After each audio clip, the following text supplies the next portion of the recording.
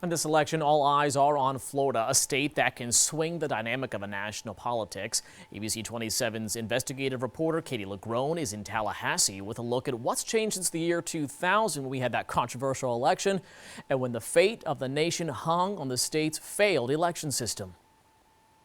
Here in the state's capital, you can start to feel the weight of this election, a quiet energy in a high-stakes battleground during a tension-filled race. And in this office behind me is where the state's election chief will spend the evening monitoring results from all 67 counties, hoping Florida's track record of stumbles on election night stays in its past. When you talk presidential politics in Florida, this isn't 2000. The race of 2000 is the political cloud that still lingers over the Sunshine State 2 decades later.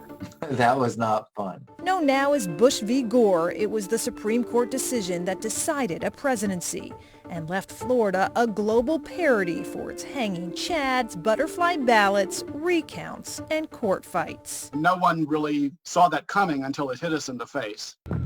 Few were as intimately involved in the chaos as Craig Waters, longtime communications director of Florida's Supreme Court. Time is of the essence. The recount shall commence immediately.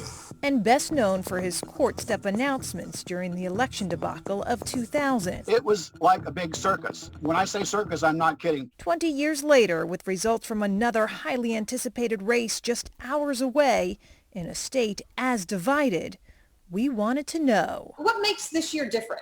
It's the whole mix of things. The climate is different and the technology is different. After a few stumbles, Florida is on its third voting system since 2000. No more punch cards or touchscreens with no paper trail. Ballot tests and post-election audits are added safeguards.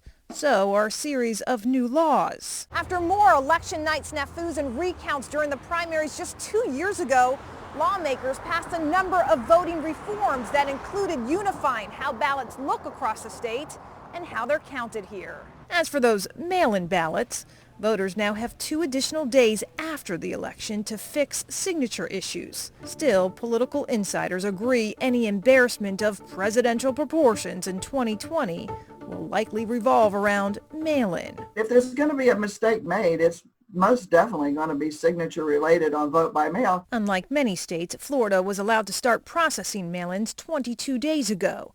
Another attempt to keep Florida's track record of troubles history. What's your gut telling you, Craig? I feel like we are about as well prepared as we can be. Social media advances and the ongoing pandemic will likely keep Waters out of the spotlight if the state Supreme Court needs to get involved again 20 years later. I will be in my office in one of those windows that you see behind me, watching it all and hoping that history does not repeat itself.